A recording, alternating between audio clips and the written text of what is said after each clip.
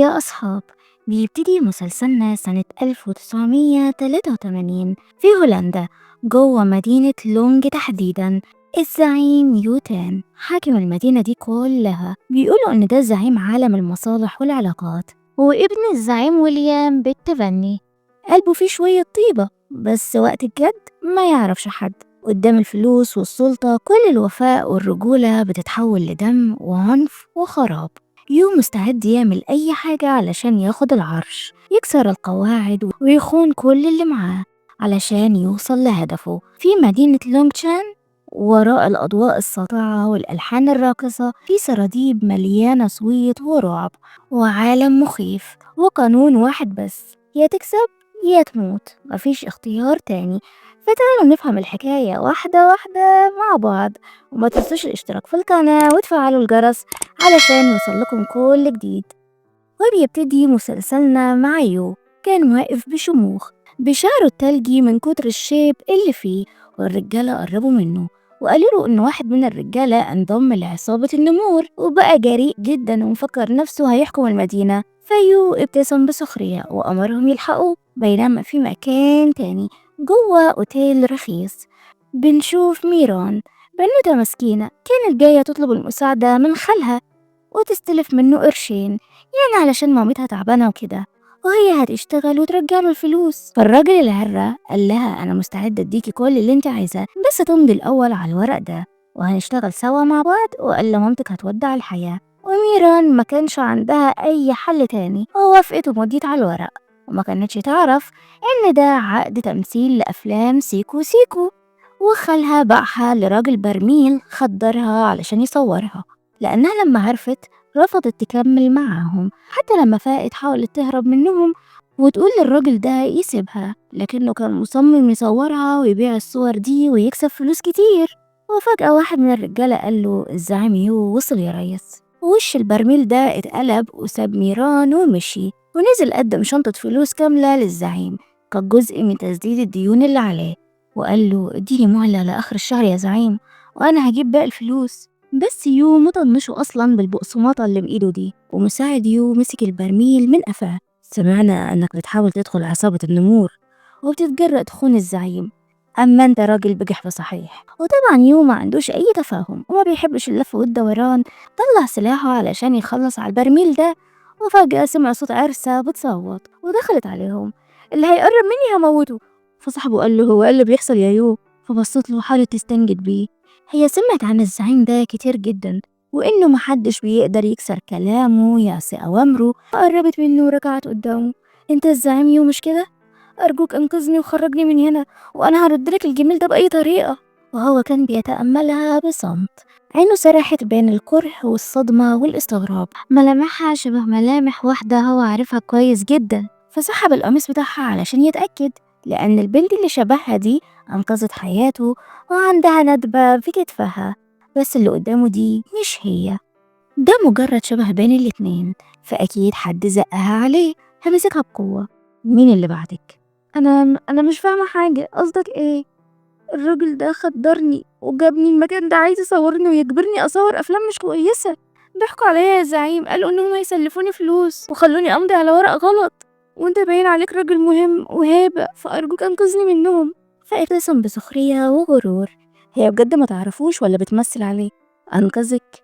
أيوة أنقذني منهم. فضحك: خد المسدس ده وخلص عليه وانقذي نفسك بنفسك. فالراجل البرميل ده اترعب: لا لا لا، اوعي تسمع كلامه، انا هقطع الورق كله واسيبك في حالك صدقيني. والزعيم كان بيبص عليها: لو خلصت عليه هعتبر ده بداية شغلك معايا. وميران كانت مرعوبة وخايفة أول مرة تمسك سلاح وتتحط في الموقف ده. فالزانيو قرب منها: يلا خلص عليه. فلف وشه وسابها تختار، لكنها وجهت السلاح عليه وضربته، وملامح وشه قلبت وعينه طلعت نار وشرار، وهي واقفة مرعوبة ايديها بترتعش: السلاح في ايدي، يعني كان ممكن اخلص عليك انت والحقير ده مع بعض في ثانية واحدة، بس انا ما عملتش كده، وده كفاية لإعلان ولائي ليك وانضمامي لعصابتك. فقرب منها بابتسامته الباردة الشريرة وحصرها وخلاها تمسك السلاح، وثبت ايديها ناحية الراجل البرميل ده لحد ما خلص عليه. بيضحك كأنه عمل أسهل حاجة في الحياة. انت بتفكري كتير رغم انه واضح عليك الجرأة والشجاعة. وبص لكاي وقال له واضح انها هتلزمنا، خدها علشان تغير هدومها وخليها تيجي معانا. فدخلت الأوضة وكلمت شخص ما.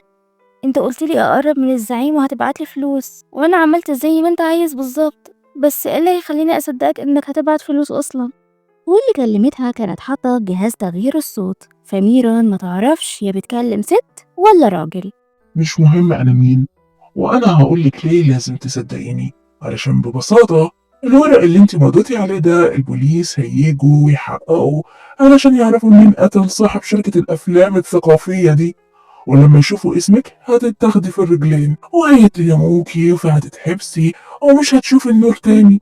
فبكل بساطة انت لازم تقربي من الزعيم وأنا هساعدك. وفجأة ميران سمعت صوت قدام الباب، فقفلت المكالمة بسرعة، عملت نفسها بتغير هدومها، والزعيم دخل عليها. بتعملي ايه؟ بغير هدومي زي ما انت شايف. فخافت لما قرب منها اكتر وقفل سوستة الفستان. انت خايفة مني كده ليه؟ انت مجرد عيلة صغيرة، اكيد مش هقرب منك يعني. انا بس كنت جاية اوريكي حاجة. واداها صورة قديمة، واستغربت ان البنت اللي في الصورة دي شبهها جدا، ده زي ما يكون هي نفسها وخدوها صوروها من غير ما تحس. فقال لها دول اهلي بالتبني. وافتكر لما كان ماشي مع شياو وهي قالت له وليام قبل ما يموت قال لي أسلمك كل حاجة علشان تكون الزعيم مكانه وتكمل مشروع اليخت، فلازم تقابل أخوك وتتكلموا مع بعض، حاول تكسبه، لأن زي ما انت شايف كده أنا شايلة في بطني وريث وليام الوحيد، فمش عايزة قلق وتعب، ولما أقوم بالسلامة من الولادة هساعدك تبقى زعيم المدينة دي كلها. فإدى لها تيكت السفينة وقال لها خدي بالك من نفسك ومن ابنك. فحضنته الحضن الأخير. ونرجع للحاضر تاني. يو قال لها عايزك تمثلي إنك شياو مرات أبويا، وترجعي لي كل الأراضي والأملاك اللي في شارع تنين. يعني لو وافقت انت هتسدد ديوني ومش هتتعامل معايا بقسوة وتستغلني زي البرميل اللي قتلته من شوية. فاتعصب وخنقها. وبتتشرطي عليا كمان؟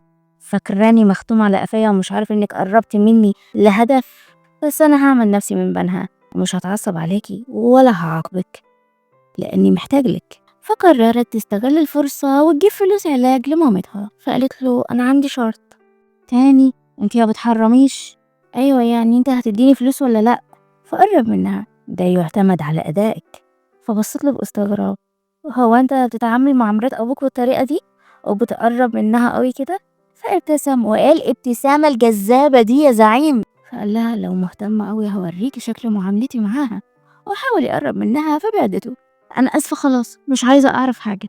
وقالت في سرها أنا لازم أطيعه وأسمع كلامه، وقال كل حاجة هتضيع من إيديا لأنه أكيد بيعاني من ماضي وجروح، وأنا لازم أخليه يحس إنه ليا فايدة في حياته. وهو كان واقف يتأملها بصمت. ترددها وخوفها كان عاجبه جدا. فقالت له هو أنت مصاب صح؟ على فكرة أنا أقدر أعالجك وأضمد لك الجرح. فابتسم وقلع القميص بتاعه لأنه قبل ما يجي هنا كان في خناقة. وهي بدأت تضمد جروحه وشافت الندوب القديمة وحست بالسوء تجاهه. أنا مش قادرة أتخيل حياته كانت عاملة إزاي. أكيد كان بيتألم بصمت ويتعود يكتم وجعه ويستحمل الألم. أنا خلصت، البس قميصك. فقال لها انتي شاطرة جدا في الحاجات دي، اتعلمتيها ازاي؟ أبويا كان بيشتغل مع العصابات في الكازينو واتعلمت أضمد جروحه وأعالجها من وأنا صغيرة. وفضولها خلاها تسأله هو الجرح اللي في ظهرك ده منين؟ فنظرته اتغيرت وافتكر لما كان بيحمي مرات أبوه وخد الضرب كله بدلها. فقال لها ما تسأليش في الحاجة اللي ملكيش فيها. أنا أصلا مش مهتمة أعرف، أنت اللي عايزني أمثل دورها، فأنا لازم أعرف شخصيتها كويس وكل اللي حصل بينكم علشان أتقن الدور. فهو عقله كان بيحط صورة شياو مع ميران، الشبه قوي جدا والملامح البريئة، بس شياو نظرتها سوداوية وابتسامتها خبيثة. فسحب سلاحه وابتسم لها.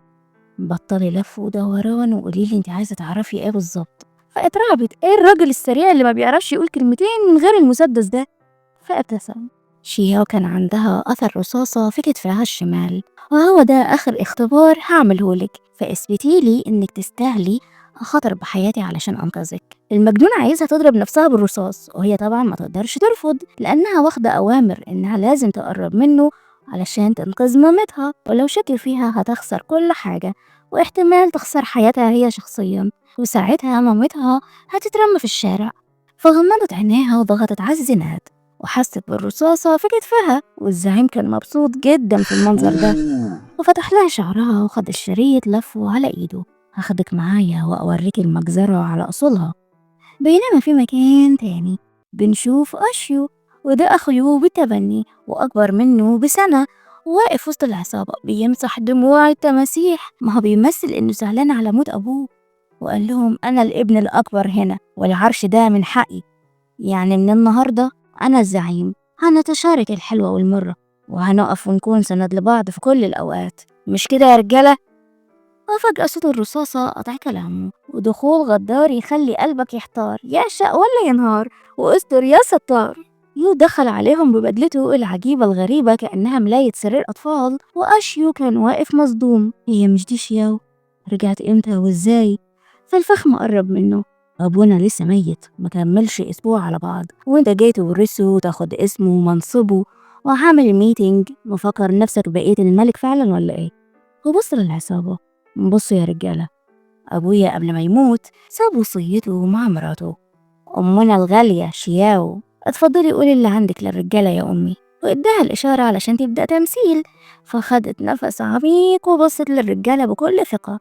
واليام قبل ما يموت ساب وصيته، قال لي اتفاق النص سنة هيفضل مستمر بين أشيو والزعيميو، كل واحد هيحكم المدينة 6 شهور، وبكده مفيش أي تفرقة عنصرية بينهم. وبعد ما السنة تخلص اللي حقق أرباح أكتر هو اللي هيبقى الزعيم مكان ويليام وحاكم المدينة كلها. ولحد ما الوصية تتنفذ أنا اللي هكون الملكة الحاكمة لكل شيء مكان جوزي، بشكل مؤقت لحد ما نشوف مين اللي هيستلم المنصب ده. والرجالة وافقوا وحيوا الملكة، بس أشيو تقريبا أبوه عطس وراح سمى اسمه على اسم العطسة. أصل إيه الاسم الغريب ده؟ المهم إنه كان واقف ومتضايق وعلى آخره جدا لأن خطته باظت ومش هيعرف يكون الزعيم. وبدأ يشك في ملامح ميران، دي مش ملامح مرات أبوه اللي هو اتعود عليها. فين النظرة الميتة والابتسامة الخبيثة اللي كانت بتبتسم له من تحت لتحت دي؟ أكيد يوم مأجرها تمثل عليهم وتخدعهم. فابتسم بشار. اللي عرفه إن مرات أبويا العزيز سافرت من أسبوع لإنجلترا، فالست اللي قدامنا دي جت منين وإزاي؟ شكله يو بيحاول يقرطسنا يا سادة. فالزعيم بصله بهدوء. وعندك إثبات على كلامك ده؟ فأخوه قال له أنا سمعت إن شياو لاعبة في ورق الكوتشينة ومحترفة جدا، قدرت تكسب على أبويا بكل سهولة، تخيل. علشان كده هو وقع في حبها واتجوزها، وميران قاعدة بتحاول تتماسك وتكمل التمثيلية دي للآخر. فأشيو طلع كوتشينة من جيبه ورماهم جنبها. يلا يا مرات أبويا، ووري عيالك مستوى قدراتك العظيم في اللعبة دي. فاتوترت وبصت للزعيم اللي سحب سلاحه على أخوه وواجهوا بعض بالأسلحة. أبونا لسه ميت وانت هنا بتضغط على مراته؟ دي مش رجولة يا أخويا. بس أنا عايزها تثبت لنا ولا هخلص عليها. فزعقت لهم اخرسوا انتوا الاتنين ونزلوا السلاح ده، وطالما انت عايز تشوف لعبي يبقى تطلب باحترام وما تنساش نفسك، على الملكة هنا. فتح لي عينك كويس بقى وركز معايا. خدت الورق وكانت بتحركه بين ايديها بكل سهولة وخبرة، بتفرط الورق وتلخبطه بطريقة مثالية جدا خلتهم يقفوا قدامها مبهورين وفاقدين النطق، خصوصا يو اللي ما كانش متوقع حاجة زي دي. وبنعرف ان ميران اتعلمت كل ده من مامتها اللي كانت بتشتغل في الكازينوهات. وبعد ما خلصت بصت له بثقة. ها، ايه رأيك؟ اللعبة عجبتك؟ وفلاش باك سريع قبل ما يو ياخدها الحفلة اداها ملف فيه كل المعلومات عن شياو، وطلب منها تحفظ كل حاجة تخصها علشان محدش يقدر يوقعها. فالحربوق اعتذر منها. أنا آسف لأني شكيت فيكي يا مرات أبويا، بس في حاجة كمان بقى معلش، أنا بحب أتأكد من التفاصيل. مرات أبويا كانت اتصابت في كتفها قبل ما تسافر، فممكن أعرف أنتي قادرة تتحركي إزاي بالسهولة دي؟ فبصت له بحدة ووريته إصابتها. واضح إنك مهتم بيا قوي وواخد بالك من كل تفاصيلي يا ابن جوزي. فاتكسف وحط عينه في الأرض، وهي بصت لهم كلهم. من بعد وفاة ويليام المدينة بقت مش مظبوطة والشارع مش أمان، ده حتى أنا شخصيا اتأذيت. وبما إنه ما عادش في احترام في المدينة ولا حتى بين الأخوة، فمن النهاردة أي حد هيشيل معاه سلاح أو يعمل خناقة هعاقبه، والعقاب هيكون قاسي جدا، 3 طعنات و6 رصاصات، وانت وحظك بقى، يا تعيش يا تموت لحد ما السنة دي تخلص والزعيم الجديد يستلم العرش. مفهوم؟ مفهوم يا ملكة خلاص. وبصت للحربوق بثقة، ويو كان فخور بيها. لوهلة كان هيصدق زيهم إن دي شياو مرات أبوه مش ميران. فيو رفع سلاحه في وش أخوه. اعتذر منها حالا. بقولك ايه، ده مش وقته خالص يا يو، ما تخلينيش اتغاب عليك. فصوب عليه، انت عارف اني قاصد ما احطهاش في قلبك، فاعتذر منها بسرعة. والحربوق خد نفس عميق واعتذر منها غصب عنه. فقالت له خلاص، ارجع لمنطقتك وشوف شغلك، وبطل خناق انت وهو، مفهوم؟ وبص ليو وقال له ما تفكرش ان كلامنا خلص، خليك جاهز على طول بقى يا اخويا العزيز. فيو ابتسم له، ما تقلقش انا جاهز وعامل حسابي. والحربوق مشي وميران قربت تنهار من الرعب والتوتر، ويو لاحظ انها بدأت تفقد توازنها. فقال للرجالة مرات الزعيم تعبانة، هاخدها اوضتها وانتوا رجعوا شوفوا شغلكم. واول ما دخلوا زقها بعنف. لا شاطرة وجدعة يا بنت، وبتتعلمي بسرعة كمان. بس قوليلي، انتي بتعرفي تلعبي كوتشينة بالطريقة دي ازاي؟ مامتي علمتني، عيلتي كلها كانوا شغالين في الكازينوهات، فتاريخي مشرف في الحاجات دي. فقرب منها ولمس ايديها. وامك كانت شغالة في اي كازينو، يمكن اعرفها. فاتعصبت لان اتكلم كده عن مامتها وعورته بورقة الكوتشينة. انا بحذرك، اياك تجيب سيرة امي على لسانك. فابتسم وقرب منها. كل ده دخان سيجارة؟ ده انت تقدر تتدفى عليه بالشتا يا زعيم. فبصلها بكل غرور. ذكية، بس لسه في حاجات كتير لازم تتعلميها. فابتسمت بتحدي. مش مهم هتعلم ايه، طالما السعر اللي انت هتديهوني كويس. ورمت الجاكيت بتاعها على الارض وقربت منه. انت هتديني الفلوس بتاعتي امتى؟ طول ما انت بتبسطيني هديهم لك في اي وقت. فقربت منه بكل هدوء وحطته في رقبته بكل قوة. ولا اجدعها فامباير، انت كده راضي عن تصرفاتي؟ فقرب منها وحاول يفهمها قصده وازاي ترضيه. فبعدت عنها. بقى هي دي طريقة احترامك لمرات ابوك؟ فنفخ الدخان في وشها. هو انت صدقتي انك شياو بجد ولا ايه؟ ده على الاقل شياو ما كانتش بتتكسف زيك كده، حتى نفس سيجارة صغير بيخليك تتوتري. فعشان كده انت لازم تسيطري على ردات فعلك. الشهر الجاي لازم تقابلي مدير شركة الشحن الجديد، المدير كيجان، وعصابة شارع التنين كمان، ودول محدش يقدر يضحك عليهم. فلازم تكوني شياو بالظبط في كل حاجة قبل ما تقابليهم. وفي اليوم التاني بدأت تتدرب على أول حاجة اللي هي المشروب. شياو كانت سكيرة، الكاس بإيد والسلاح بالإيد التانية، وبتتعامل بيهم بكل سهولة. في ميران خدت بق نبيذ صغير كان هيغمى عليها. ده بشع قوي القرف ده. فقال لها ده مشروب شياو المفضل، اسمه ماروني. امبارح قلتي انك قد الاختبار والتحديات، والنهارده مش قادرة تاخدي شفطة صغيرة من المشروب اللي في ايدك ده. انت مستعجل ليه؟ انا هتعلم واحدة واحدة، محدش بيتعلم كل حاجة مرة واحدة. فسحب سلاحه عليها. قلتلكم الزعيم ما عندوش تفاهم بالكلمات، هو سلاحه بيتكلم عنه. فقال لها انجزي، هو احنا هنقعد نتعلم كتير؟ مش امتحان فيزياء هو. لو قدرت تشربي الكاس ده كله في 10 ثواني هزود لك السعر بتاعك الضعف. وإداها نظرة تحبس الأنفاس. فافتكرت كلام الدكتور، لو فلوس العملية ما اتدفعتش بأسرع وقت مش هيقدروا يسيبوا مامتها في المستشفى أكتر من كده، ولازم يخرجوها.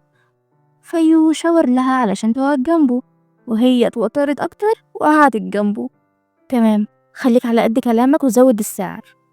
فاعتزم بسخرية وهي رفعت الكاس وشربته كله مرة واحدة، وبدأت تفقد وعيها، بقت شبه المعزة الدايخة. وخدت الإزازة كملت شرب وهو بيتفرج عليها. ميران فقدت السيطرة على نفسها وقامت قعدت على رجليه. قولي بقى يا زعيم، أنا قدها ولا لأ؟ اعترف، قدها ولا لأ؟ هو عينه على السلاح اللي في إيديها، خايف تتهور وتطلع منه رصاصة بالغلط تجيب أجالهم هما الاتنين. فخد المسدس من إيديها وبصلها بكل غضب. فحاول يقرب منها ويعاقبها بطريقته الخاصة، بس الحلوة نامت من قوة المشروب اللي شربته. فضحك على لطافتها وبراءتها. ولما صحيت خدها المستودع علشان يعلمها الدرس التاني، ألا وهو التصويب.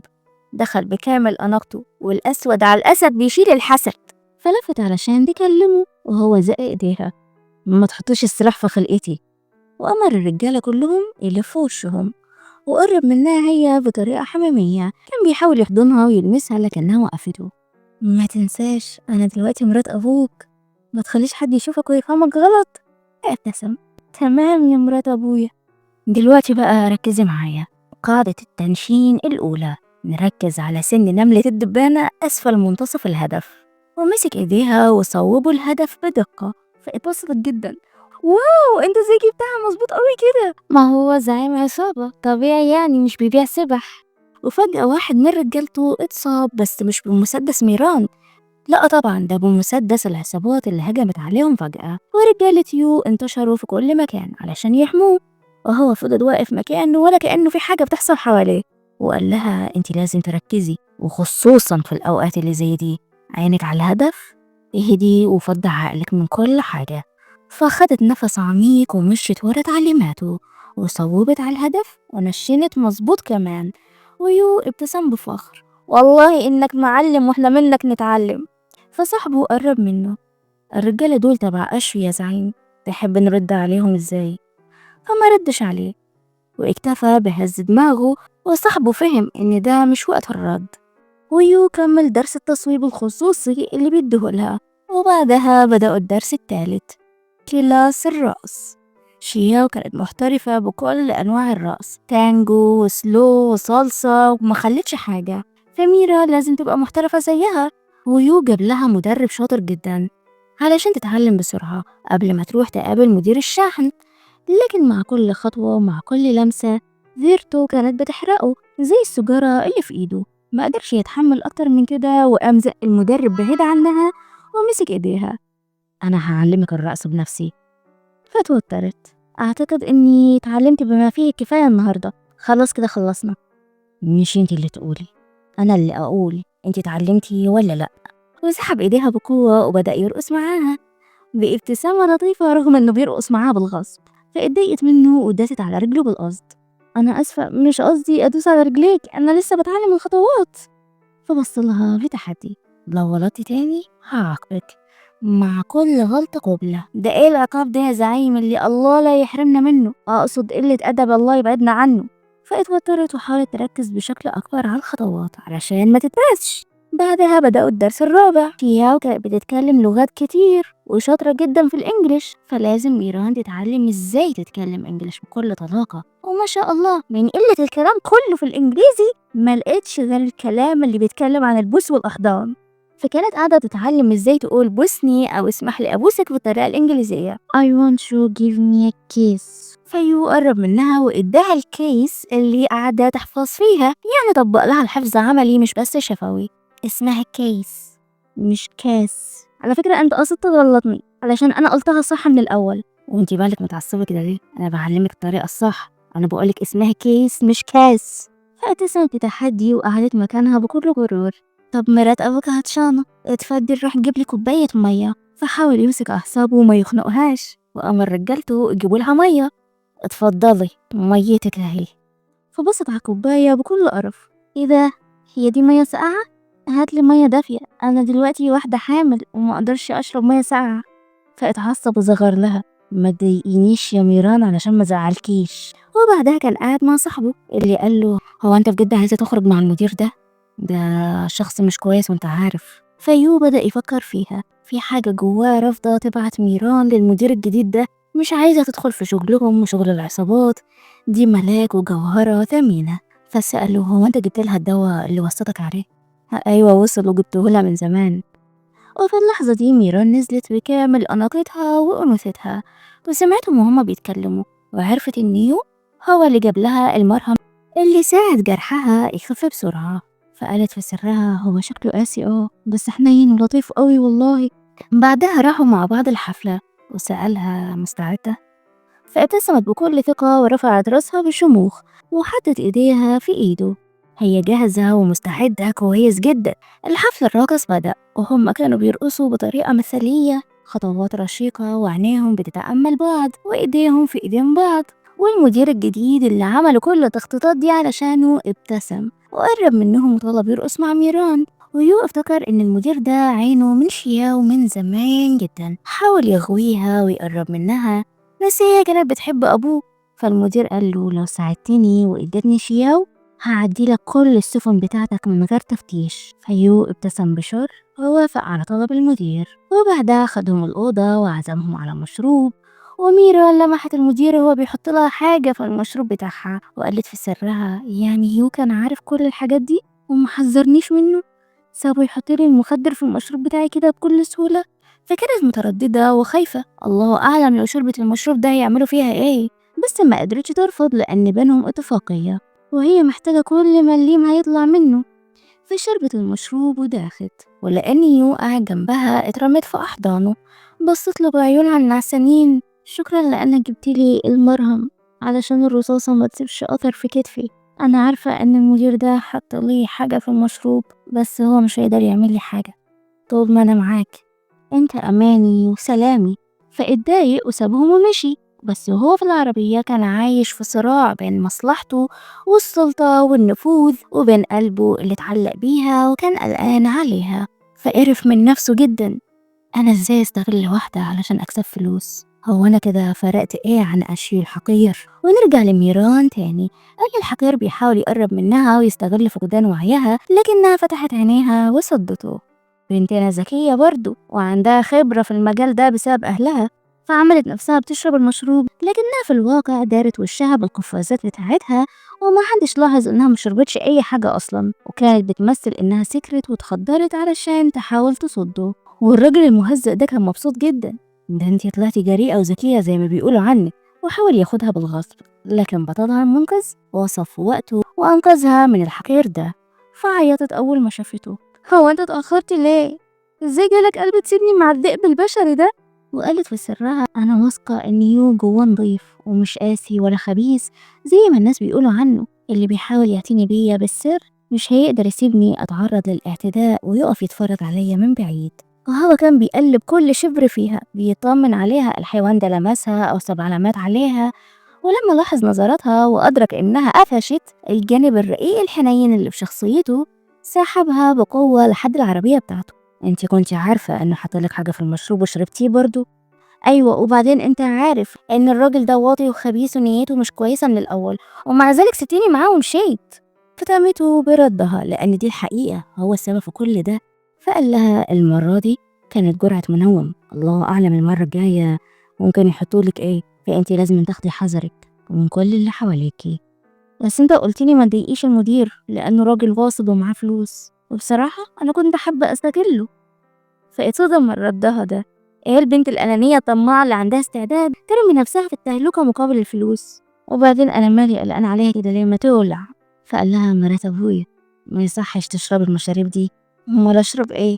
فيو طلع ازازة مية وشرب منها وعلمها طريقة الشرب الصحيحة. وانا اللي عشت 27 سنة بشرب من الازازة طلع الشرب على الطريقة الصينية مختلف خالص، استغفر الله يا اخي. فبعد عنها وبصلها بهدوء، انتي ناسية انك بتعملي دور واحدة حامل وما ينفعش الحوامل يشربوا اي مشروبات كحولية، ولا ايه يا مرات ابويا المزيفة؟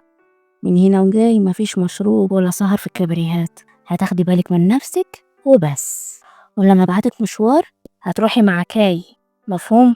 فسمعت كلامه وقالت له حاضر.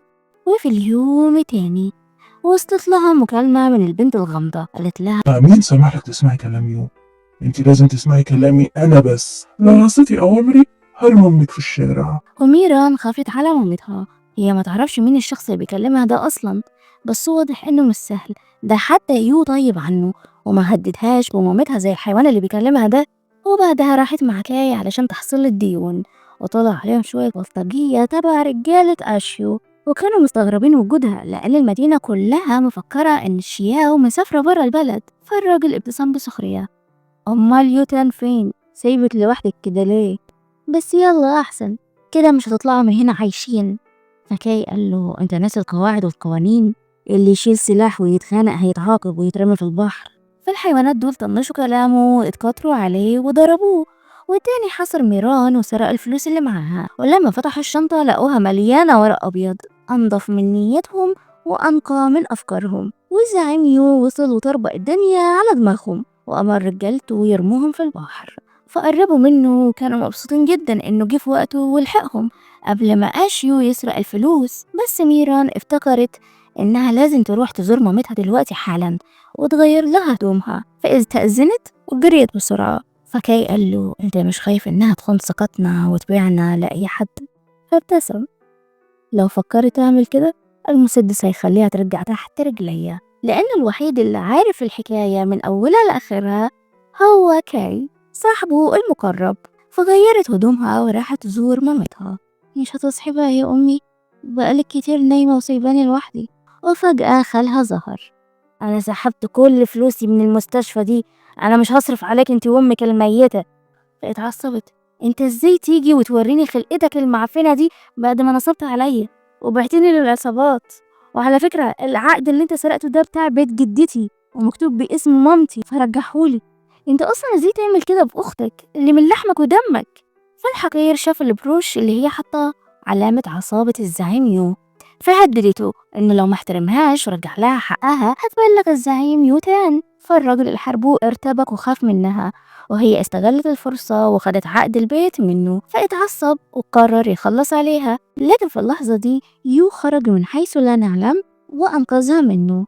وخالها الحربوق ما كانش مصدق، بس لما شاف الزعيم قدامه خضع وركع زي الكلب وبدأ يعتذر ويعيط. فقال له: ميران دي تخصني، عايزني أسامحك؟ اعتذر منها. فركع واتوسل زي الكلب: ميران، أنا خالك والخال والد، سامحيني يا بنتي. فقالت له: من النهاردة مش عايزة أشوف خلقتك في المدينة، خد حاجتك وسافر برا، ولو لمحتك هخلي الزعيم يعلقك. فالحقير هرب بسرعة، وميران شافت إيدانيو بتنزف، حاولت تمسكها وتطمن عليه لكنه ما سمحلهاش تلمسه وخبى إيده ورا ظهره. فسألته: هو أنت كنت بتراقبني طول الوقت ده؟ وبالفعل هو كان بيراقبها وفهم إنها بتعرض نفسها للخطر وبتجمع فلوس علشان تنقذ مامتها المريضة المسكينة. البنت دي رغم فقرها بس عندها أصل وبتحمي مامتها. صحيح، ما أقبح الفقر وما أجمل الفقراء. وشافها وهي بتستخدم اسمه وبتتحامى بيه، وخدته على جنب وبدأت تعقم له الجرح اللي في إيده بالغصب لأنه ما كانش عايز يوريه لها أصلا. واتكسف لما عرفت إنه كان بيراقبها، وافتكر لما كان صغير ومامته رمته في الشارع واتخلت عنه كأنه كيس زبالة ملوش لازمة. فسألها: هي مامتك بتعاني من إيه؟ فسكتت ومرضتش تقوله. فاقترح عليها إنه ينقلها لمستشفى خاصة أفخم وأكبر من دي، هيعتنوا بيها وبصحتها بشكل أكبر، يهتموا بيها واقتراحه ولا شرارة الحب اللي جواها. دي أول مرة في حياتها حد يسألها ويهتم بيها وبمامتها كمان، وأول مرة حد يحميها كده. كل الحاجات اللطيفة الحنينة دي جاية من أكتر إنسان قاسي خبيث ما عندوش قلب في المدينة. فقال لها: أنا كنت جاي أشوفك وأطمن عليكي، لحقتك علشان خفت عليكي بصراحة، انتي عارفة أعداء كتير وخفت إن حد فيهم يأذيكي. فابتسمت بحب وشكرته على اهتمامه بيها، وهو كان بيتأملها عارف إنه في حاجة تانية هي مخبياها عليه. وبالفعل ميران كانت مرعوبة من جواها، خايفة من الشخص اللي بيكلمها، بس طول ما يو جنبها حست بالأمان وواجهت الشخص اللي كلمها: أنا مش خايفة منك، أنا عملت كل حاجة زي ما طلبت مني ووصلت لك كل أخباري وتن بالتفصيل، فما تجيش تهددني تاني أو تأذي مامتي. وقفلت التليفون في وشه، ويو كان قاعد وسمع كل حاجة. خلاص هي قررت تشتغل لصالحه وتكون جنبه ومعاه على طول. وبعد شوية خرجوا مع بعض وبدأت تحكي له قصة حياتها.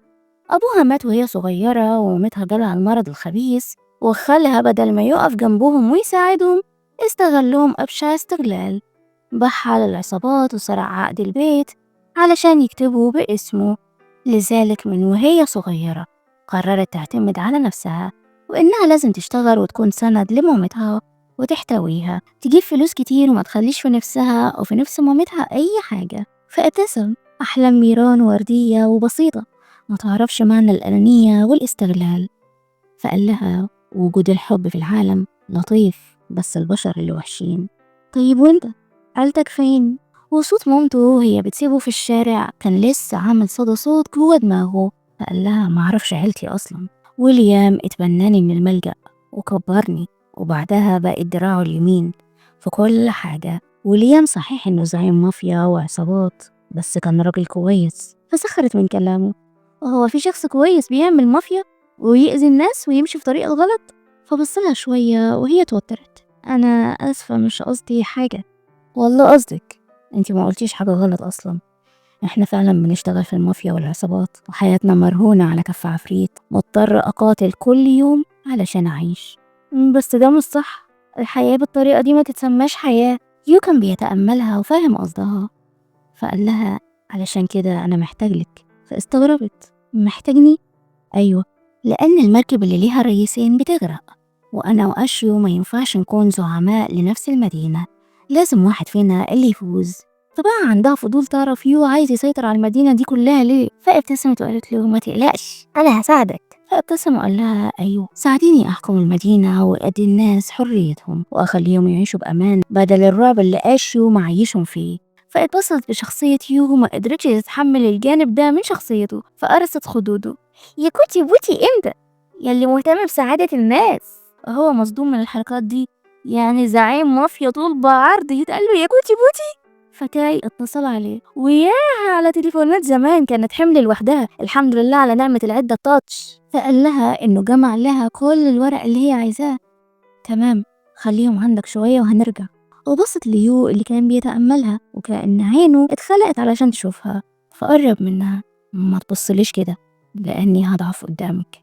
فاتكسفت ولفت وشها، وهو قال لها خلي بالك، مراسم تعيين الزعيم الجديد هتبقى ساحة معركة حقيقية، ومش هتعدي على خير، ومش هتهدى غير لما يتحدد مين هيمسك الزعامة. وبنروح لأشيو. المساعد بتاعه قال له إن يو استولى على جميع الأراضي اللي كانت تحت سيطرتهم، والناس بقت بتحترمه جدا، ده غير إن الكل واقف في صفه، حتى في رجالة في عصابته هو شخصيا بيحترموه. فالحربوق ضربه. انشف كده، أنا لسه ما متش علشان تندب وتعيط فوق دماغي زي الولاية. ويو ده أنا هعرف أمسكه من الإيد اللي بتوجعه. وبنشوف ملف ميران محطوط قدامه. يا ترى ناوي على ايه يا استاذ عطسة؟ ونرجع لأبطالنا تاني. ميران دخلت لبست زي شياو وقربت منه، ويو كان مسحور بجمالها، وهي طالبة جامعية بريئة وهي زعيمة مافيا قوية، مبقاش قادر يسيطر على مشاعره دي. فقال لها اتفضلي يا ملكة، كلنا وراكي. ونزلوا المعبد. النهاردة الوداع الأخير لأبوهم الزعيم ويليام.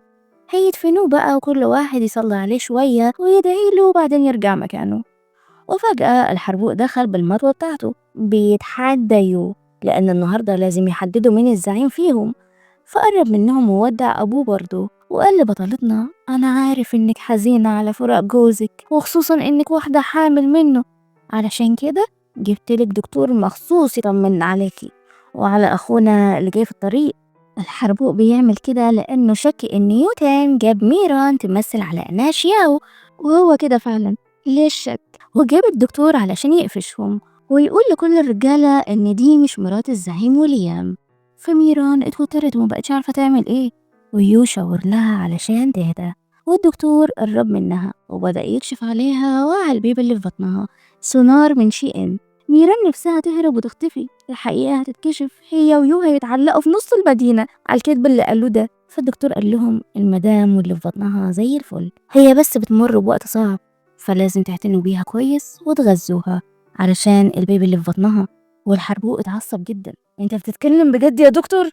يعني البنت دي حامل بجد ولا انت متفق مع حد من ورايا؟ احترم نفسك يا استاذ اشو، انا دكتور محترم وبعمل شغلي وواجبي. وميران واقفة بكل ثقة بعد ما كانت هتموت من الرعب. وبنعرف ان يو اتفق مع دكتور وجاب لها دواء يخلي اللي يكشف عليها يحس انها حامل، كشف بالإحساس، معرفش ازاي. فالحربوق مسكتش طبعا وابتسم.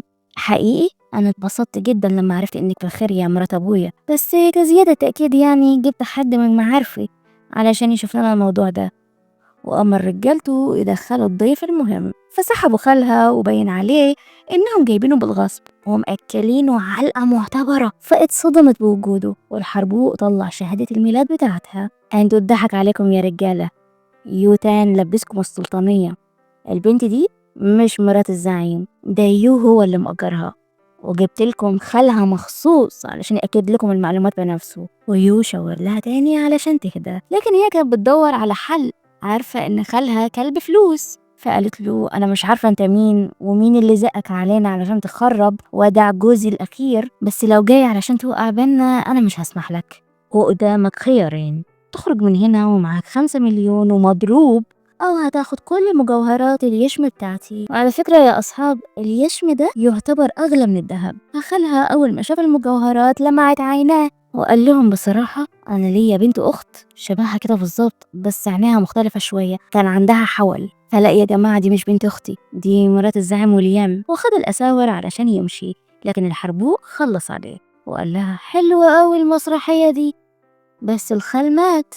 ومعرفش هو كان بيقول الحقيقة ولا لأ، بس الأم عمرها ما هتكدب وتقدر تعرف بنتها من وسط مليون شخص. وتطلع الكارنيه بتاع مامتها، يعني الحربوق قدر يوصل لمامتها برضو وخطفها من المستشفى وقال لها لو عايزة مامتك قابليني في الملهى بكرة الساعة 7. فبصت ليو بكل حزن. وبالليل ميران كانت قاعدة تفكر، معقولة الشخص المريب الغريب اللي بيكلمها في التليفون ليه علاقة بأشيو؟ يعني هكون أنا السبب في كل حاجة بتحصل لأمي؟ بدل ما أنقذها وأحميها أرميها في التهلكة؟ أنا لازم ألاقي حل. وفجأة يو قرب منها ولبسها الجاكيت بتاعه وحضنها، حاول يحتوي حزنها. احنا دفنا جثة خالك بكل احترام وعملنا له كل طقوس الدفن.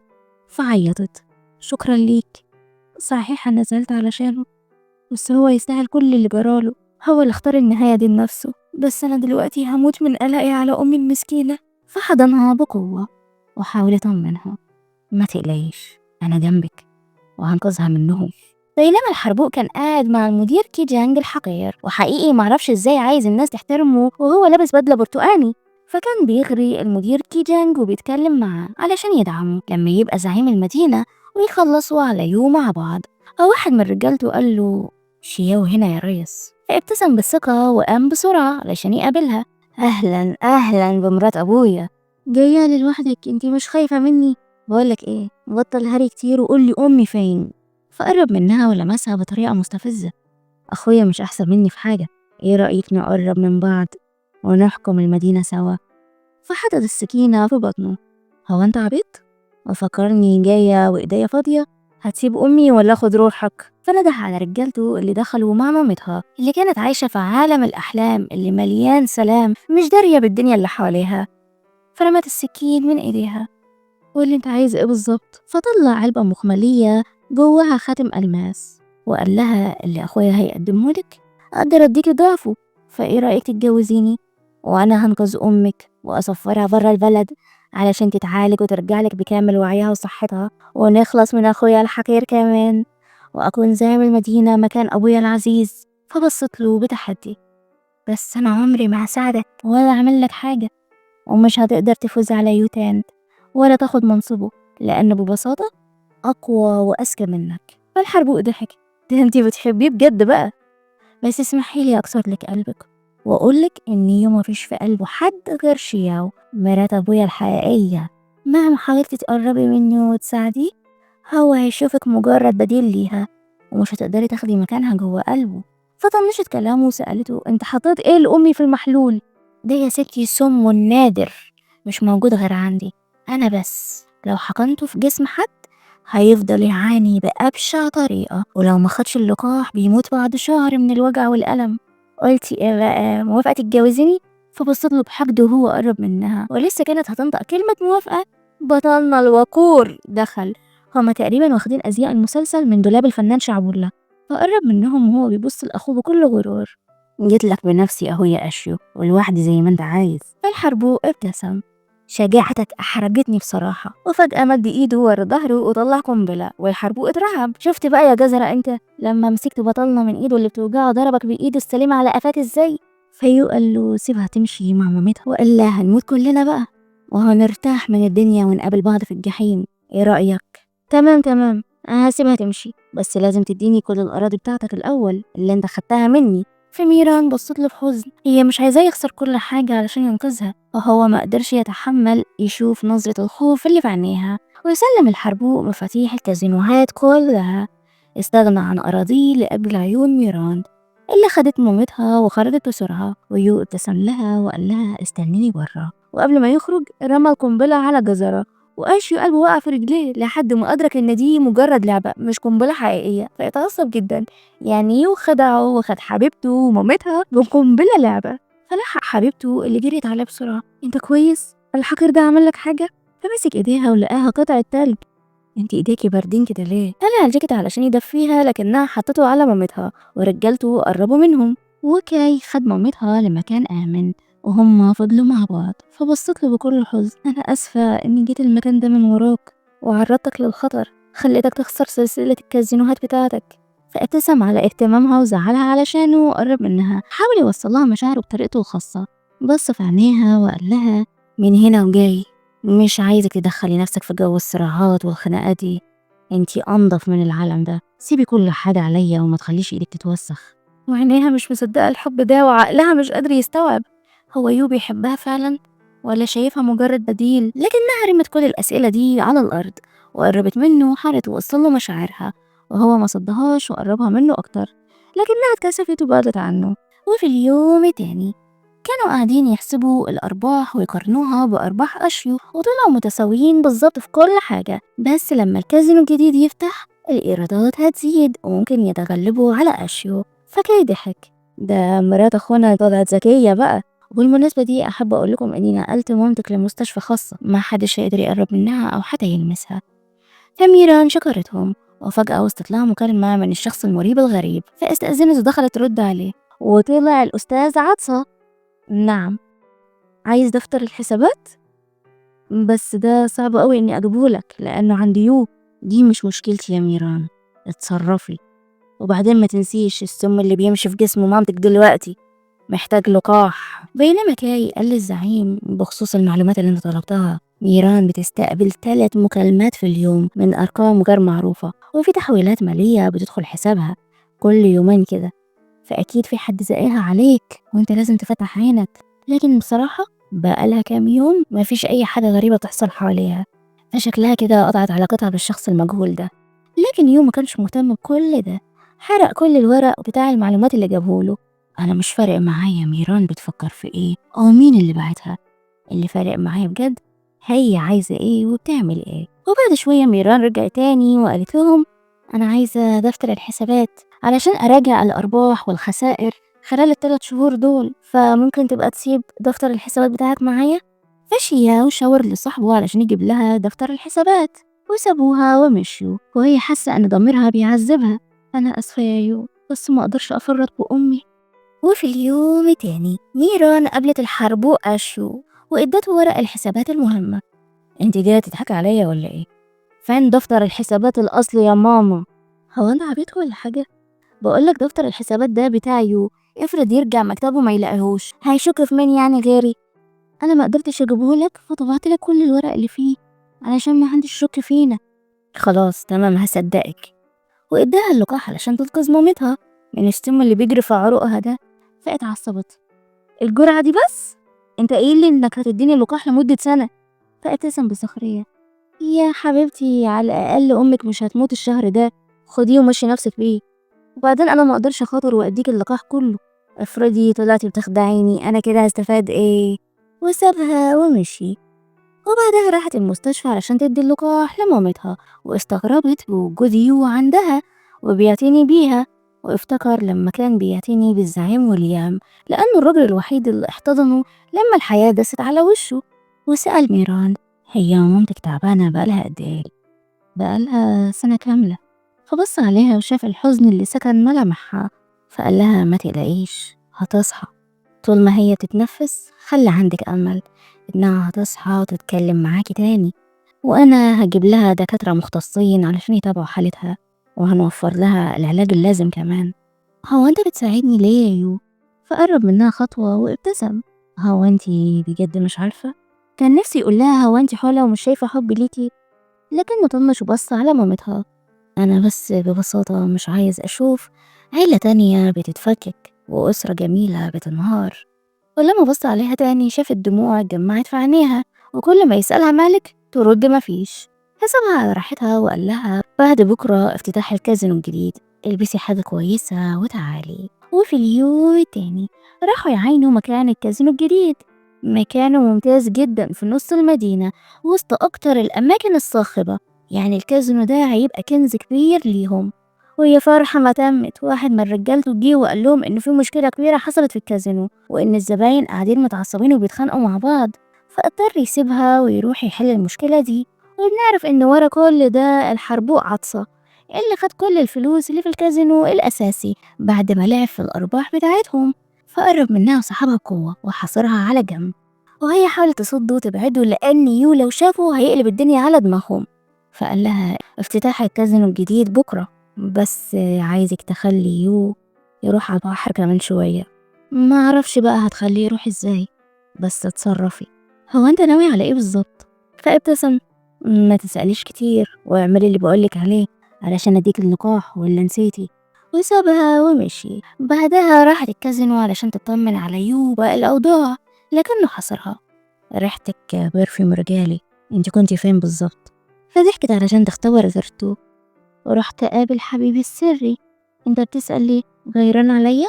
سميها زي ما تسميها، غيرة، غضب، حب، لأن لو ده صح فعلا وعندك حبيب فلازم تتأكدي إني هفعصه. فضحكت وقربت منه أكتر. بس أنا عايزة أشوف البحر النهاردة، إيه رأيك نطلع في فسحة صغيرة أنا وإنت لوحدنا؟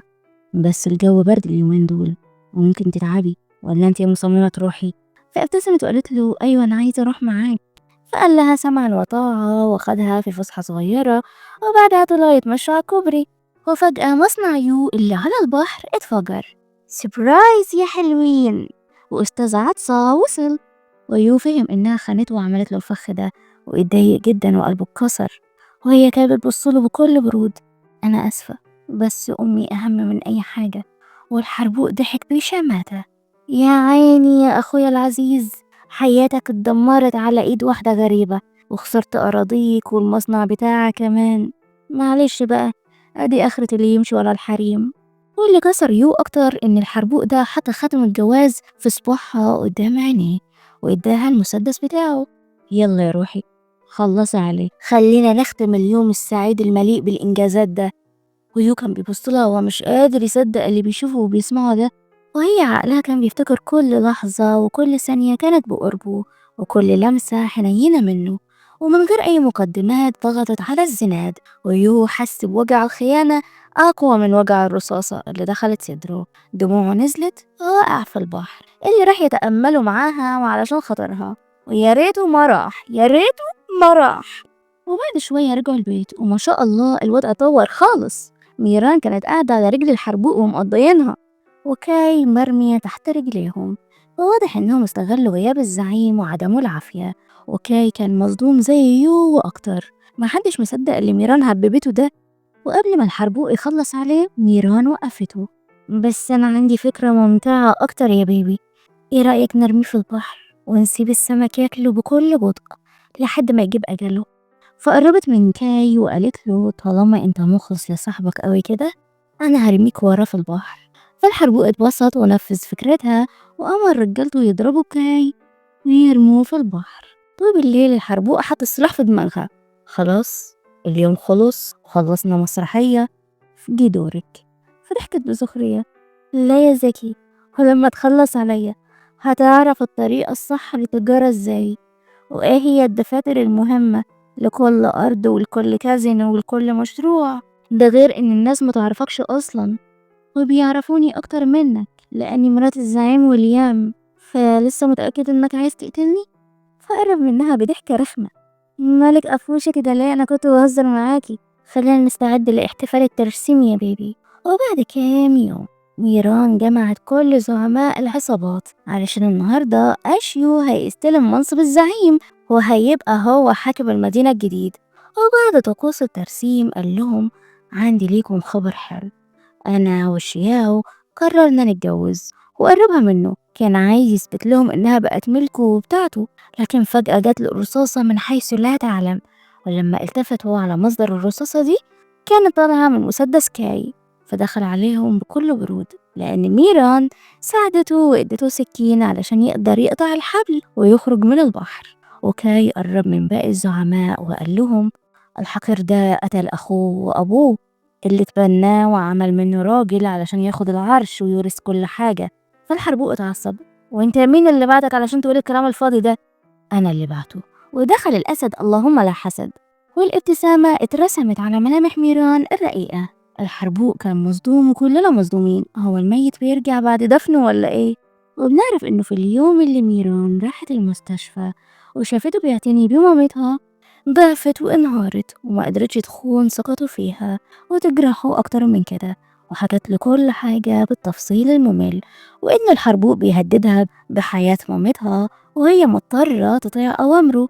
وبعدها خططوا مع بعض انهم هيخلوا اشيو يفكر ان كل خططه نجحت وإنه بقى الزعيم وهيستلم العرش. وقال لها فاكرة لما علمتك مكان التصويب وإيه هي الأماكن اللي تموت والأماكن اللي إصابتها ما تموتش، فابقي اضربيني هنا بالظبط وما تقلقيش ولا تخافي، أنا هرجع تاني وأنقذك منه.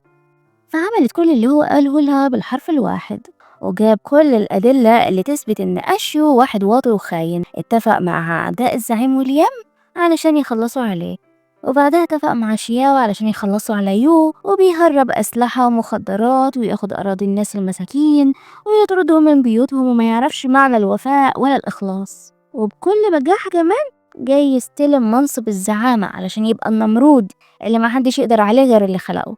فالحربوق اتعصب وفضل يضحك بشكل هستيري وقرر يخلص على يوتان، بس كاي كان أسرع وخلص على الحربوق ده بسرعة البرق. تسلم إيدك يا فنان والله. ويو بص لصورة أبوه وقال له أخيرا قدرت أنتقم وأجيب لك حقك يا والدي العزيز. بس رغم كل ده يو كان حاسس بزعل، أشيو كان صاحبه وأخوه، اتدربوا مع بعض من وهم صغيرين وعملوا كل حاجة مع بعض، وويليام كان بيتفرج عليهم وفخور بيهم. بس مع الوقت الطمع والجشع سيطروا على أشيو وبقى بيستغل كل الناس اللي حواليه علشان يحقق أهدافه، ساب الشيطان يسيطر عليه ويخرب حياته ودمر نفسه. فقال لها أنا كنت مفكره عيل صغير ومع الوقت هيعقل، بس كان بيغرق في بحر الظلام والجشع، وفي النهاية خسرتهم كلهم، أهلي الحقيقيين وأبويا ويليام وشيا ومراته وأخويا الوحيد اللي فكرته هيبقى سندي طلع هو أول من طعني في ظهري. أنا ما عادش ليا أهل يا ميران. فرفعت إيديها وحطتها على وشه. بيقولوا إنك قاسي وبدون قلب، بس أنا شايفة أحن راجل وأرق قلب في الدنيا. كل اللي بتعمله ده علشان ما تبينش ضعفك ومشاعرك والناس تستغلك، فبتضطر تمثل القوة وانت بسكوتة نواعم. بس انت مش محتاج تمثل كل ده وانت معايا، تقدر تكون نفسك الحقيقية وتخرج كل مشاعرك، صدقني هفهمك. قربت منه واحتوت حزنه ومشاعره بطريقتها الخاصة، وأثبتت له إنه لو العالم كله ضده هي هتفضل جنبه. فقال لها صوتك اتحفر في عقلي وعودك وكلماتك كلها في قلبي، حتى ريحتك حفظتها، وبكده انتي مش هتقدري تهربي مني أو تبعدي عني. وفي اليوم التاني ميران قالت له أنا عرفت إن كل السفن اللي كان أشيو بيشرف عليها اتقفشت في الجمارك، بس لسه مش عارفين مين اللي بلغ عليه. ولما بصلها ابتسمت له. بس رغم كل ده وأخيرا انت اللي بقيت الزعيم الحقيقي، من اللحظة دي تقدر تعيش على راحتك وتعمل كل اللي نفسك فيه، هتنظف الشوارع وتشيل الوساخة اللي أخوك سابها وراه. فمسك إيديها بكل رقة. الأيام اللي فاتت كانت صعبة عليكي أنا عارف، من هنا وجاي عايزك ترتاحي وتتبسطي وأنا هحميكي. وشاف السكارف اللي كانت بتربطه في شعرها، فأخدوا لف إيديهم مع بعض. السكارف ده كان بيربط شعرك، دلوقتي بيربطني بيكي، حبك اتعلق في رقبتي واتحط في قلبي، ما اقدرش ابعد عنك واسيبك مهما حصل. هي ابتسمت وحضنته بكل حب، وبعدها نزل يعمل طقوس الترسيم واستلم منصب الزعامة، يوتان زعيم مدينة لونغتشين. بس فجأة المدير كيجانج دخل عليهم لأنه حاطط بطلنا في دماغه ومش عايز يسيبه في حاله لأنه رفض يديله شياو، فجاي يقبض عليه لأنه وصل لهم بلاغات بكل سفن التهريب بتاعتهم. فالرجالة قلقوا إن الزعيم ويليام مات، وأشيو لحقوا بعد فترة، ويو اتقبض عليه. يعني كده كل حاجة باظت والتجارة باظت، وهيخسروا كل اللي وراهم واللي قدامهم، ولازم ينسحبوا من العصابة دي. لكن ميران وقفتهم. اهدوا يا جماعة، مش كده. أول حاجة خلونا نعرف مين اللي بلغ البوليس عن السفن دي ومين اللي بيشتغل بالتهريب من ورانا باسم الزعيم يو. اعرفولي كل التفاصيل دي حالا النهاردة. بصوا يا رجالة، صحيح انتوا شايفيني مجرد ست مكانها المطبخ مش وسط العصابات والمافيا والأسلحة، بس أنا واحدة منكم وبخاف عليكم. أمن المدينة في رقبتنا جميعا، لازم نحمي سمعتنا واسمنا ونعمل مستقبل لولادنا. مفهوم يا ملكة، ويا ريت ما تقولوش لحد عن أي حاجة، أنا عايزاكم تجيبولي كل التفاصيل من بعيد لبعيد. وبعد ما قالت كلمتها راحت السجن تزور حبيب القلب اللي عرفها من ريحة البرفيوم بتاعها. وواضح إنه محدش بهدلك بره بغيابي وجاية تزوريني بكامل أناقتك وشياكتك. فقربت منه اتصدمت بالكدمات اللي موجودة على وشه. واضح إن المدير كي جانج طلع كل غله عليه. فقال لها ما تقلقيش، العجوز اللي شبه المفتش كرومبو ده حاول يخلص عليا، بس هنا مش هيقدر يوصل لي ولا حتى يقرب مني. طيب أنا خلصت كل حاجة في المدينة زي ما وعدتك، واتفقت مع باقي الزعماء والعصابات، وهعرف مين اللي بلغ عنك وبيهرب كل القرف ده باسمك. فمسك ايديها بكل حب. أنا عايزك تاخدي مامتك وتسافروا وتسيبوا المدينة كلها، أنا مش ضامن هطلع من هنا امتى، وخايفة أسيبك برا لوحدك، فكفاية كل اللي عملتيه علشاني لحد هنا. مش هسمحلك تأذي نفسك أكتر من كده، سواء علشاني أو علشان خاطر أي حد. فابتسمت وخدت السكارف بتاعها اللي كان رابطه على ايديه. انت دلوقتي سجين، والمساجين ملهمش حق في أخذ القرارات، خصوصا مع ست زيي. فابتسم، هي بتعمل زيه وبتقلد حركاته وتصرفاته. واضح ان اللي عملته في الناس هيطلع عليا ولا ايه؟ بالظبط، فما تدينيش أوامر، لأنه فات الأوان على إني أسمع وأنفذ. دلوقتي أنا هفضل جنبك وأحميك، هكون في ظهرك، والأحلى إنك مربوط بالسلاسل دلوقتي، يعني مش هتقدر تمنعني وهتسمع كلامي. فاحتواها بكل مشاعره وهي بدلته. لما تخرج هرجع واحبسك تاني بس في أوضتنا. وفجأة الزعيم اتهور وفتح السلاسل اللي كانت محطوطة زينة أصلا من الأول. وأنا مفيش حاجة هتمنعني عنك حتى السلاسل دي. وقبل ما تمشي قال لها فكري بكلام كويس وخلي بالك من نفسك. وفجأة الحراس نزلوا علشان يضربوه بأمر من كي جانج. قال لها انتي مصدقاني واثقة فيا مش كده؟ ايوه طبعا. يبقى امشي وما تبصيش وراكي وسيبي كل حاجة عليا. فسمعت كلامه ومشيت من غير ما تبص وراها، وإلا كانت هتشوف المعركة اللي بتحصل. فرجعت البيت بيحاولوا يلاقوا أي دليل على براءة يو، بس كي جانج الحقير كان مخبي كل الأدلة. فجات لها فكرة عبقرية جهنمية، يو لو عرفها هيعلقها بالفكرة دي على بوابة المدينة. فقررت تروح تستغل إعجاب العجوز ليها وتغويه وتسرق الأدلة كلها. وهي في مكتبه شافت ألبوم صور محطوط على مكتبه، فاستغربت وسألته هو ايه ده؟ ده يا ستي شعر نسائي محتفظ بيه من وانا لسه شاب، كل ما بخرج مع واحدة باخد حتة من شعرها واحتفظ بيه عندي علشان أعيش على ذكراها. ده طلع راجل مريض وأهبل. بس هي طنشت كل حاجة وعينيها كانت على الملفات اللي موجود فيها كل حاجة تخص يو، فكان لازم تاخد الأدلة وتثبت براءته. فشتتته بشعرها وجماله وراحت ضرباه على دماغه، وبعدها بدأت تدور على الأدلة واكتشفت إن المدير ده حرامي ونصاب ومزور وعنده أراضي مش مرخصة وبلاوي زرقاء كتيرة أوي سعادتك. واللي زاد غضبها أكتر هو ألبوم الشعر اللي محتفظ بيه ده، خلاها تفكر بكام بنت اتعرضت للاستغلال والتهديد وجابها هنا بالغصب وخد منها أعز ما تملك. اللي زي الحيوان ده لازم يتعاقب وياخد مؤبد ويفضل في السجن ما يشوفش النور طول حياته. فولعت في الألبوم ده قدام عينه، وبعدها ولعت في الفيلا كلها. وبعد يومين قدموا كل الأدلة للبوليس ويو طلع براءة. الباب اتفتح ولقى حبيبته وصديق عمره مستنيينه. قرب منها وفتح دراعه بحركة شاروخان الشهيرة، ومن غير أي مقدمات قبلها أمام الجميع، لأنه ما بيخافش من حد ولا مهتم بحد. ورجعوا البيت وحكوله عن كل اللي حصل، وإن البوليس قبض على كل الخاينين اللي استخدموا اسمه في التهريب. فقرب علشان يحضنها ويشكرها، لكنها بعدته عنها. كاي لسه واقف، هو انت عمى ولا ايه؟ فبص لصاحبه بنظرة مش ناوي تطرقنا ولا ايه؟ فكاي عمل نفسه بيتأمل السقف. وقبل ما يخرج الباب اتفتح ودخلت شياو الحقيقية شايلة ابنها على ايديها. قربت منه بابتسامة لطيفة وما عبرتش نسختها البريء اللي واقفة جنبه. بص على ابني كده يا يو، هو شبهه وليام جدا، عنده نفس العين والمناخير والشفايف. ويو نسي كل حاجة وبدأ يتأمل الملاك الصغير ده. وميران واقفة مصدومة من دقة الشبه، سبحان الله، حاسة نفسها واقفة قدام مراية. فشياو قالت لهم ممكن تخرجوا، عايزة أتكلم مع يوتان عن انفراد.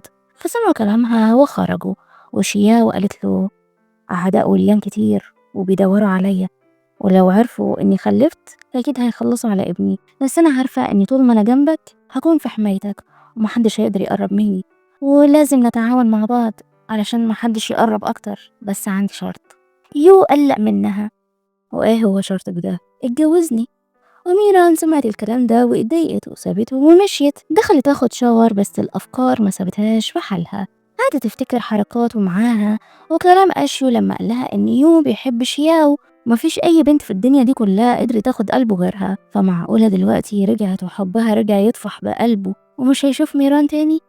وفي اليوم التاني شياو قابلت كل الزعماء والعصابات وقالت لهم إنها هي شياو الحقيقية، واللي كانت قبلها دي واحدة مزيفة. هم عملوا كل ده علشان تقدر تحمي ابن ويليام ولي العهد. وميران دخلت عليهم بشخصيتها الحقيقية، مظهرها الأنيق البريء الرقيق، وخطفت كل الأنظار والقلوب. والزعيم بتاعنا مبقاش قادر يشيل عينه من عليها.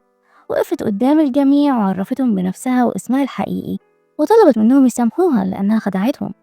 فكاي ابتسم وقال لها احنا مسامحينك وبنحترمك على فكرة يا ميران، بسببك قدرنا نقبض على كل الخاينين والأعداء، وقدرنا نطلع الزعيم يوم من الحبس كمان ونثبت براءته. انتي واحدة من عيلتنا ولا نسيتي؟ وشياو قاعدة مش عاجبها الكلام، فقالت لها للأسف مالكيش مكان وسطنا، شياو الحقيقية رجعت خلاص، فانتي لازم تمشي، ولا انتي لسه حابة تقعدي وتاخدي مكاني؟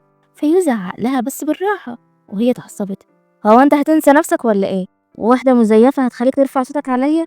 فميران قالت لهم اهدوا أرجوكم، أنا بس عايزة أقولك حاجة، إنه لما يو دخل السجن وأنا كنت واخدة دورك، عملت كل طقوس العيلة الخاصة بالزعيم وليام، وأقسمت بحياتي إني هحمي المدينة وسمعة العيلة، يعني أنا واحدة منكم أو مختومة بدم العيلة واسم الزعيم وليام دلوقتي، وفاضل بس إني أشرب نخب العهد واستمرارية الحياة والسعادة. فخدت الإزازة وعورت إيديها لأن شروط الانضمام للمافيا لازم يكون بختم من دمك أنت شخصيا. وميران بعد كل ده هي بقت جزء من المافيا، يعني المافيا دي عيلتها دلوقتي. فبصت لشيا وقالت لها أنا مش موجودة هنا علشانك ولا مستنية إذنك ولا حتى إذن يو شخصيا، أنا هنا بسبب الرجالة والناس اللي موجودين اللي دعموني طول الفترة اللي فاتت، وكنا إيد في إيد لمدة شهور طويلة، حققنا انتصارات وعملنا صفقات وحمينا المدينة. أنا هنا لأنهم اعتبروني واحدة من عيلتهم، وبدأت تنطق قسم المافيا إنها مستعدة تموت علشانهم وتعيش معاهم وتعمل كل اللي بإيديها علشان تحميهم. وشربت ختم الدم، واللي مش عاجبه ما يرفعش فنجانه معايا. فيو أول واحد رفع فنجانه وقرب منها. في قلبي انتي من زمان ما كنتيش بديلة لأي حد، انتي كنتي ميران بذاتك وكيانك. وشرب نخب الموافقة، لكن شيا وقفتهم. قبل ما تكملوا احتفالكم في حاجة عايزة أقولها، اليخت اللي متسجل باسم ويليام واللي هيحقق أرباح كتيرة للمدينة والكازينوهات المتسجلة باسمه كمان، كل حاجة بقت اسمي. وعلشان أستمر في المشاريع دي عندي شرطين، الأول إن ميران تسيب المدينة خالص وتسافر، والتاني الزعيم يو يتجوزني ويكون أبو ابني علشان ابني ما يترباش في أحضان راجل تاني. فالزعيم بصلها بقرف، أنا كنت بحترمك زمان، دلوقتي ما بقتش شايفك أصلا، من ساعة ما جيتي وانت كل شوية بتذكري اسم ويليام، بس أنا شايف إنك نسيتي أهم حاجة بيهتم بيها ويليام، وهي العيلة. الناس دي كلها اتجمعوا النهاردة باسم العيلة والوفاء والحب والإخلاص، وميران كانت أكتر واحدة وفية ومخلصة لعيلة ويليام. حاولت تصحح كل الأخطاء اللي تسببنا بيها وأنقذت المدينة كلها من الدمار. فأنا يوتان وبصفتي الزعيم للمافيا والحاكم الأول لمدينة لونغشين الملقبة بالتنين، أعلن إن ميران واحدة من عيلتنا وهتلبس شعار أسرة التنين. وكل الموجودين وافقوا على كلامه واحتووا ميران كجزء من عيلتهم. وشياو ما كانتش طايقة نفسها أصلا. بعدها بنشوف ميران جنب مامتها في المستشفى بعد ما عملت العملية ونجحت، ومستنية مامتها تفتح عينيها وتقرب منها تتكلم معاها.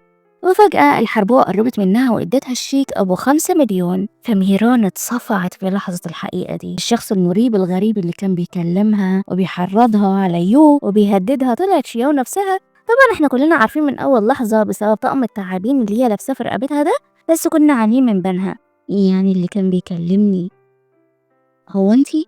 بالظبط كده، لأن أنا وإنتي شبه بعض جدا يا ميران.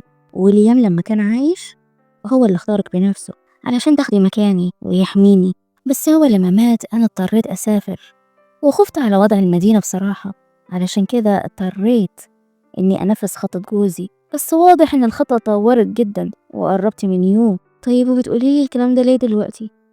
لأني عايزاكي تبعدي عن يو، وده الشيك اللي وعدت بيه. طب ولو ما وافقتيش اخد الشيك ده هتعملي ايه؟ بصي يا ميران، في شغلنا مفيش حاجة اسمها حب. الحب اللي في دماغك ده هيقتل ويليام في يوم من الأيام، لأنك هتبقي نقطة الضعف اللي الأعداء هيستخدموها ضده. طب ولما انت عارفة كده عايزة تتجوزيه ليه وانت مش بتحبيه أصلا؟ فشيو قالت لها أنا عندي أعداء كتير، ما تنسيش إني مرات الزعيم ويليام، ولازم يكون عندي سند قوي. أنا عارفة إنكم كلكم شايفيني واحدة أنانية، بس أنا وعايزة أحمي ابني، فما تقلقيش لما تمشي أنا هحميكي وهحمي يو كمان بطريقتي الخاصة. وسابت لها الشيك على السرير ومشيت. وميران قعدت جنب مامتها وبدأت تعيط. تعرفي يا أمي، أنا قابلت راجل الكل بيقول عنه زعيم مافيا وما عندوش قلب ولا ضمير، بس معايا هو كان أحن راجل في الدنيا، علمني حاجات كتير وكان بيحميني من كل حاجة حتى نفسه. أنا نفسي أفضل معاه، بس شياو عندها حق، حبي هيدمره وينهي حياته. وفجأة مامتها صحيت من الغيبوبة الطويلة دي، سبحان الله. وميران اتبسطت جدا وقررت تاخد مامتها وتهرب برا المدينة خالص. وبالليل كانت في أحضان الزعيم لآخر مرة. كان بيسرد عليها الوعود والكلام الحلو إنه عمره ما هيسيبها ولا يتخلى عنها ومش هيسمح لحد يفرقهم عن بعض أبدا. يا زعيم لو تعرف إنها هتودعك وتمشي. بس فجأة حركاتها كانت جريئة جدا وخبيثة، فبعد بسرعة كأنه الكهرب. انتي مش ميران. فنظرتها الخبيثة ظهرت. طبعا مش ميران، لأنها خدت فلوسي وسافرت من زمان، باعتك ليا يا يو بكام مليون. فاتعصب جدا. هو انتي قلتي لها ايه بالظبط؟ لكن ابنها بدأ يعيط وقاطع كلامهم، فقال لها انا هبعتك انتي وابنك على الصين، المكان هناك هيكون امان اكتر ليكي، لاني بصراحة مش هبصلك بالطريقة اللي نفسك فيها، وهفضل شايفك مرات ابويا، او من الاخر يعني زي امي. فاتضايقت جدا. هو انت بتحبي ميران حتى وانت عارف انها بتستغلك من البداية؟ ايوه بحبها طبعا. وفي اليوم تاني راح يقابلها قبل ما تسافر. انا جايه اقولك حاجه واحده بس، وارجوكي ما تقطعيش كلامي، وبعد ما اخلص اعملي كل اللي انت عايزاه. فسكتت علشان تسمعه. انا عارف انك استغلتيني وقربتي مني علشان الفلوس، بس عايزه اقولك انه انا ما عنديش مانع اصلا، وسبتك تستغليني براحتك ونسيت كل ده وبقى في الماضي. واذا كان على شيا وابنها فانا هبعتهم للصين يعيشوا هناك، لاني عمري ما حبيتها زي ما سمعتي، فما حدش هيقدر يزعجك لانك انتي الوحيده اللي في قلبي، ومش شايفك بديله لاي حد، لاني حبيتك انتي وبس. علمتيني يعني ايه حب بعد ما خلاص كنت قربت انساه وانسى كل مشاعري معاه. صدقيني مش هجبرك تحبيني، بس اتمنى من كل قلبي انك تحبيني، تفضلي معايا وما تسيبنيش. وبس كده خلصت كلامي. فبصت له شويه وقالت له تمام، طالما خلصت كلامك وانا احترمتك يبقى انت كمان لازم تحترم اختياري. وسابته ومشيت، وهو مبقاش عارف يعمل ايه، يرمي نفسه من على الكوبري ويريح دماغه وقلبه اللي ما بيفكروش غير فيها ولا ايه. وفجأة ميران رجعت له. يا غبي، اكيد هختارك انت، لانك انت احلى اختيار اخترته في حياتي. فحضنها. انتي وقعتي قلبي يا شيخة. ما انت بقالك شهور بتلعب بقلبي وبمشاعري وسكتلك، فيها ايه يعني لما وقع قلبك شوية؟ وفجأة لمحت مامتها بتقرب منهم، فابتسموا لبعض. وأخيرا يو بقى عنده عيلة دافية مليانة حب. وهم ماشيين قالت له هو انت كل يوم رابط الشريط بتاعي ده على ايدك؟ مش مكسوف ان الناس تشوفه؟ وهتكسف ليه؟ ده درع الحامي وتميمة حظي. فابتسموا وكملوا طريقهم مع بعض. طريق الحياة يا أعزائي مش دايما بنختاره بنفسنا، أوقات بنمشي فيه غصب عننا. أول مرة شفت يو حسيت إن حياتي كانت خلاص قربت تخلص زي شمعة هتطفي. كنت في وضع صعب جدا، رجعت وطلبت من خالي يساعدنا بالفلوس، لكنه باعني ومحدش رحمني. ما كنتش متخيلة إنه هيجي يوم وأمسك سلاح. الناس من بره بيقولوا حياة العصابات دي عبارة عن لعبة كبيرة جدا، كلها رجولة وإخلاص، حياة سهلة ومليانة فلوس، بس ما يعرفوش إن كل اللي عايشين جوه اللعبة دي مجروحين، مفيش حد فيهم سليم. ولو دخلت الطريق ده مش هيبقى فيه رجوع، ولو ايدك اتوسخت بالدم حتى لو غسلتها 1000 مرة عمرك ما هتنسى وزن السلاح. فهتسألوني هل ندمتي على كل ده يا ميران؟ هقول لكم يمكن شوية، بس لو الزمن رجع بيا تاني كنت برضو هعمل نفس اللي عملته، وهمسك بنفس الإيد اللي اتمدلت لي، إيد عزيزي يو اللي ريحتها سجاير وزيت السلاح. بس الإحساس اللي فيها كله أمان أكتر من كل الوعود اللي ممكن تسمعوها في حياتكم. أنا مش عايزة أبقى رصاصة في مسدس حد، مش عايزة أكون أداة في إيد حد أو بديل لحد. أنا عايزة أكون النار اللي تمشي جنبي وتلسع اللي يأذي، النار اللي هتنور كل الليالي الجاية بالحب مع وأمي العزيزة. ولحد هنا بتنتهي قصتي السعيدة المليانة حب ممزوج بالدماء. دمتم بخير. كانت معكم نور. فلو عجبكم الملخص متنسوش الاشتراك في القناة وتفعلوا الجرس علشان يوصلكم كل جديد. أشوفكم على خير. باي.